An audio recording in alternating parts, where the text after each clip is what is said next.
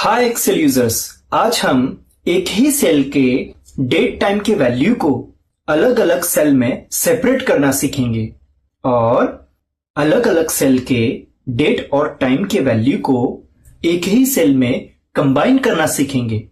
Reference cell में हमने date time की वैल्यू ली है 8 जुलाई 2025, 16 आवर्स मतलब शाम के 4 बजे, 16 मिनट एंड 51 सेकेंड्स। अब यहां डेट और टाइम एक ही सेल में है। इसमें से डेट को सेपरेट करने के लिए हम फॉर्मूला यूज करेंगे is equal to INT bracket open. उस सेल को सिलेक्ट करेंगे जहां से डेट को सेपरेट करना है, bracket complete, enter. Date separate हो चुकी है। अब टाइम को एक्सट्रैक्ट करने के लिए टाइप करें is equal to MOD bracket open. उस सेल को सिलेक्ट करेंगे जहां से टाइम को सेपरेट करना है, कॉमा, यहां कंपल्सरी डाइवर्जन में टाइप करेंगे 1 ब्रैकेट कंप्लीट, एंटर। यहां हम देखेंगे टाइम भी सेपरेट हो चुका है, लेकिन यहां पे डेट में 00-01-1900 ये सिस्टम डिफॉल्ट एक 0 वैल्यू है। यहां पे सेल के फॉर्मेट में डेट भी दिख रही है, इसीलिए हमें यहां पे ये डिफॉल्ट 0 वैल्यू की डेट सेल में दिख रही है। इसके लिए सेल फॉर्मेट हम करेक्ट करेंगे। सेल फॉर्मेट चेंज करने के लिए कीबोर्ड पे प्रेस करें Alt+H+F+M।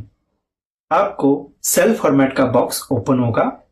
उसमें कस्टम में आप देखेंगे यहां पे सेल का फॉर्मेट है DD-MM-YYYY स्पेस HH:MM:SS।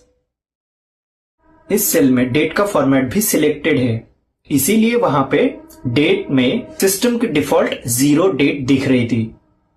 हमें इसे हटाना होगा और सिर्फ टाइम को रखना होगा, जो कि है HH:MM:SS और एंटर करेंगे। देखिए हमारी करेक्ट वैल्यू शो हो रही है। इसी तरह हम डेट और टाइम को सेपरेट करेंगे। डेट के लिए इस्तेमाल करेंगे INT और टाइम के लिए इस्तेमाल करेंगे मोड।